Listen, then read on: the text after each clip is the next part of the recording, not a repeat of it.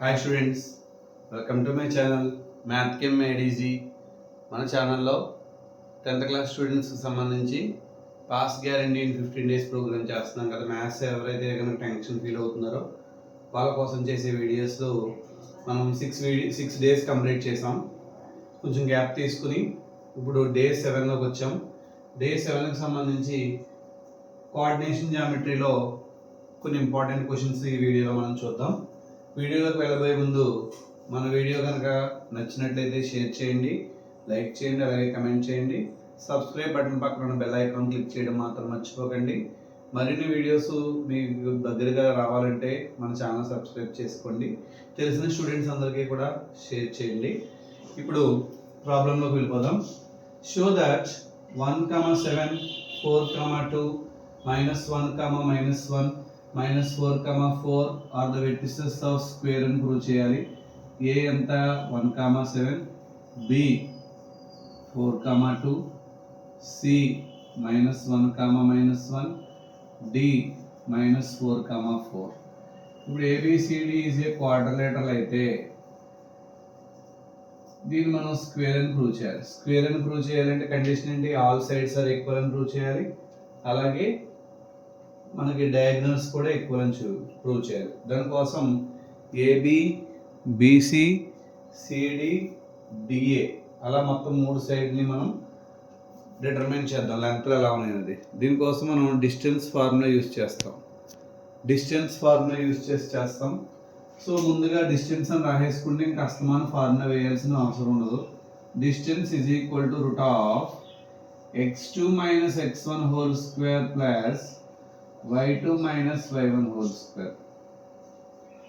ఇక్కడ AB distance కనుక్కున్నాను. AB is equal to ఆఫ్ 4 - 1 హోల్ స్క్వేర్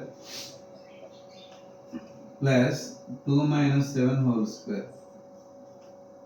4 నుంచి 1 తీస్తే 3 కాబట్టి 3 స్క్వేర్. ఇక్కడ -5 whole square. 9 + 25. therefore AB is equal ఎంత అవుతుంది? √34 అయింది. ఏబి ఫైండ్ అవుట్ చేశాను కాబట్టి నెక్స్ట్ ఏం కనుక్కుంటాను? బీసీ ఫైండ్ అవుట్ చేస్తాను. రూట్ ఆఫ్ బీకి సికి -1 - 4 హోల్ స్క్వేర్ అంటే x2 - x1 హోల్ స్క్వేర్. ఇది y2 ఇది y1 అనుకుంటే -1 - 2 whole square that equal to root of -5 whole square plus -3 whole square. √25 + 9. So BC is equal to therefore BC is equal to √34 అయింది. So అలాగే ABBC అయిన తర్వాత CD కూడా find out చేస్తాను. Root of CD ఇది x1 y1 ఇది x2 y2 అనుకుంటే x2 - x1 whole square అంటే -4 -1 అంటే -× -+1 whole square plus 4 - -1 -× +1 whole square. So root of -3 whole square plus 5 square. √9 + 25. CD is equal to √34 అయింది. డిఏ ఫైండ్ అవుట్ చేద్దామండి. డిఏలో ఇది x1 y1 ఇది x2 y2 ఎలా అయినా అనుకోవచ్చు, మన ఇష్టం. సో ఇది x2 y2 ఇది x1 y1 అనుకుంటే -4 - 1 whole square plus 4 - 7 whole square that equal to root of -5 whole square plus 4 - 7 అంటే -3 అవుతుంది.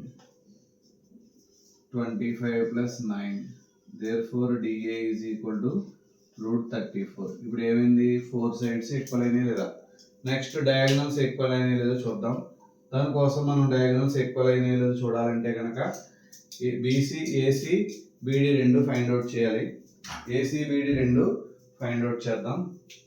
AC is equal to root of ఇది x1 y1 ఇది x2 y2 అనుకుంటే -1 - 1 whole square plus y2 - y1 అంటే ఇక్కడ -1 - 7 whole square -1 - 7 whole square that equal to root of మనకి ఇక్కడ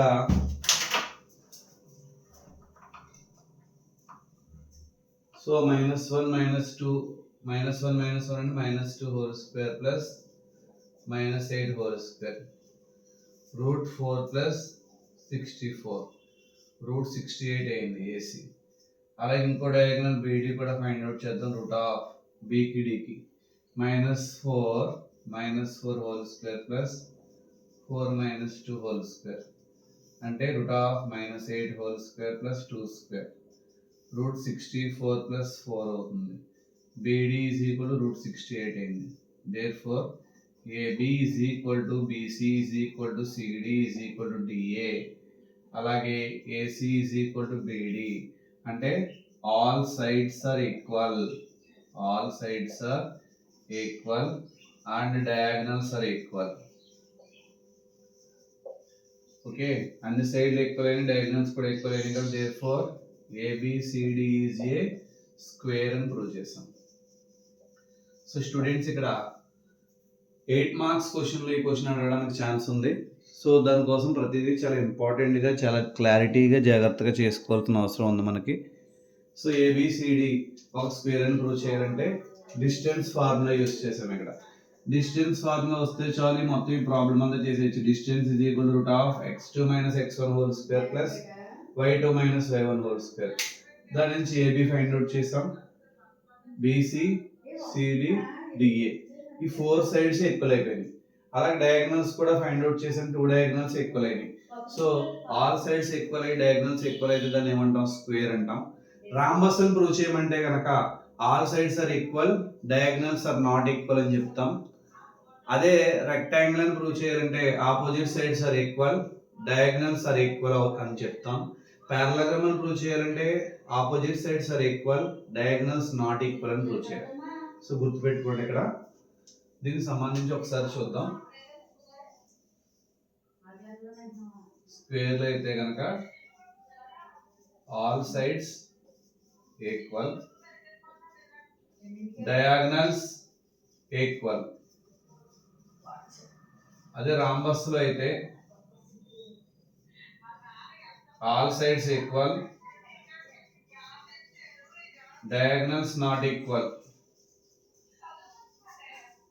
okay, all sides equal అయితేనేమో ఆల్ సైడ్స్ ఈక్వల్ ఇక్కడ rhombus అవ్వచ్చు,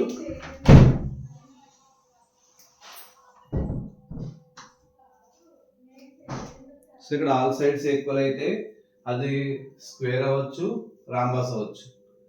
కాకపోతే ఆల్ సైడ్స్ ఈక్వల్ అయ్యి డయాగనల్స్ ఈక్వల్ అయితే స్క్వేర్, ఆల్ సైడ్స్ ఈక్వల్ అయ్యి డయాగనల్స్ ఈక్వల్ కాకపోతే రాంబస్. మరి రెక్టాంగిల్ అయితే కనుక opposite sides are equal and diagonals కూడా equal, opposite sides equal and diagonals are equal. Next అదే పారలలోగ్రామ్ అని ప్రూవ్ చేయాలి అంటే opposite sides equal, diagonals not equal.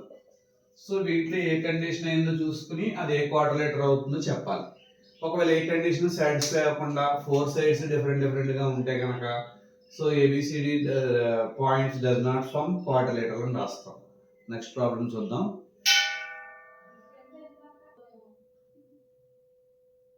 ఇప్పుడు నెక్స్ట్ ప్రాబ్లంకి వెళ్దాం.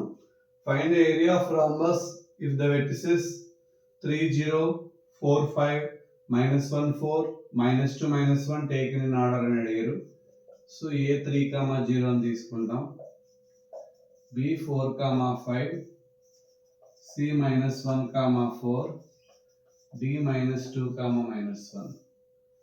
సో ABCD rhombus అని తీసుకున్నాం ఇక్కడ.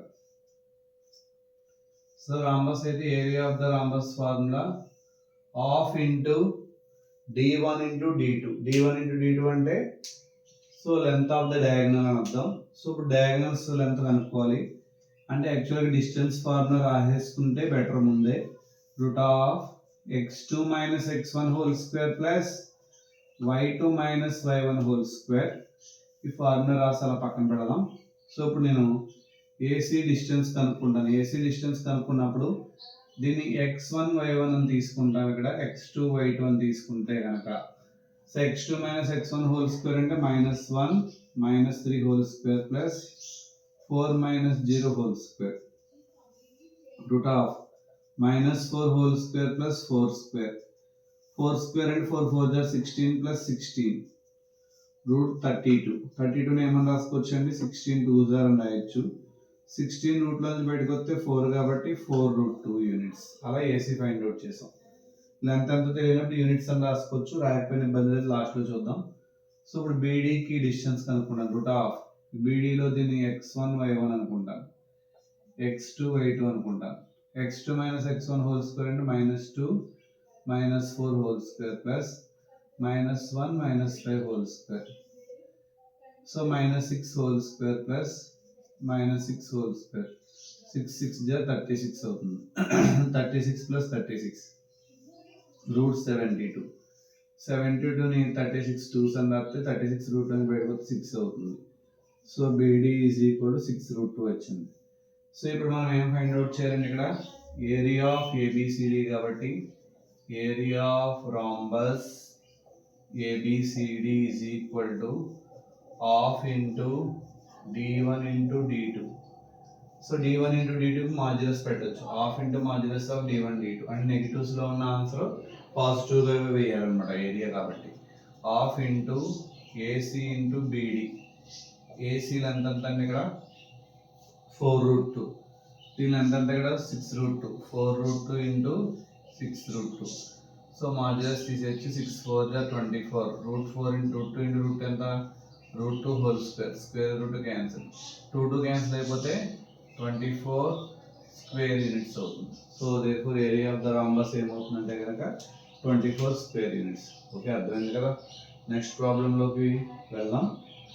ఏం చేసామంటే ఇక్కడ చాలా ఈజీ, డిస్టెన్స్ ఫార్ములా బట్టి డయాగనల్స్ రెండు ఫైండ్ అవుట్ చేసి ఏరియా ఆఫ్ ద రాంబస్ అంటే హాఫ్ ఇంటూ d1 d2 చేసాం. నెక్స్ట్ ప్రాబ్లం చూద్దాం.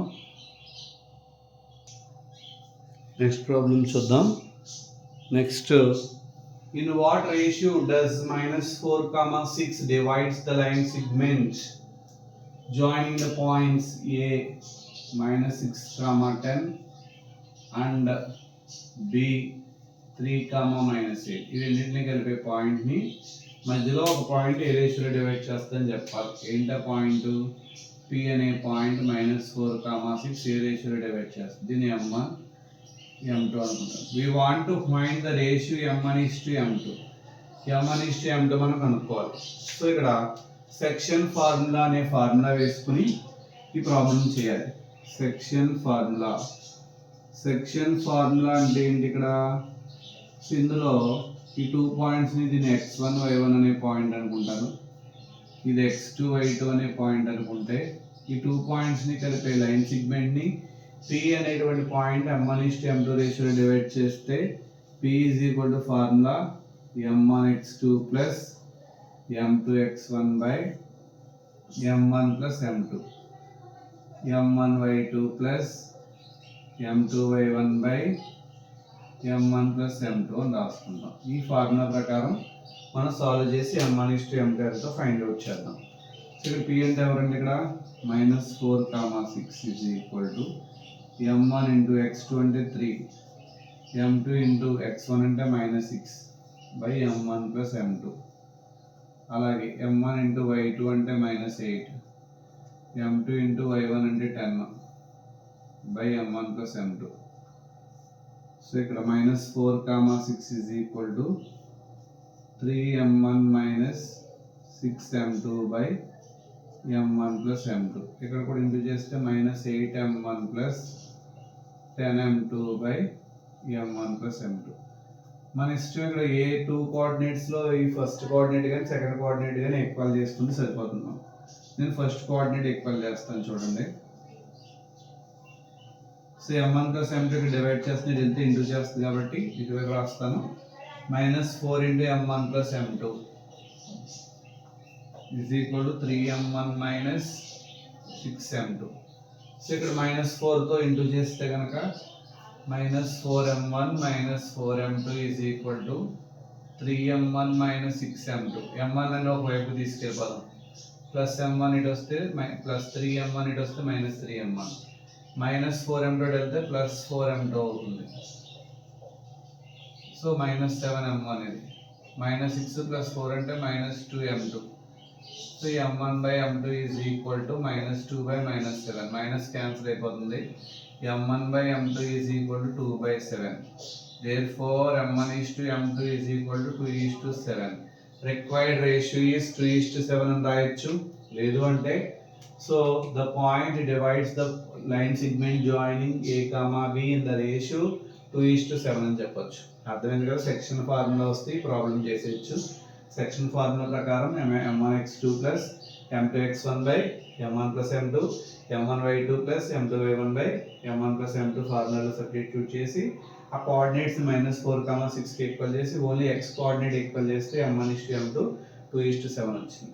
ఈ వీడియో కనుక మీకు నచ్చినట్లయితే లైక్ చేయండి, షేర్ చేయండి, అలాగే కమెంట్ చేయండి. సబ్స్క్రైబ్ చేయడం మాత్రం మర్చిపోకండి. మరిన్ని వీడియోస్ కోసం చూస్తుండండి. మన channel math chem made easy. Exams దగ్గర పడుతున్నాయి కాబట్టి బాగా ప్రాక్టీస్ చేసి మంచి మార్క్స్ తెచ్చుకుంటారని అనుకుంటున్నాను. Thank you.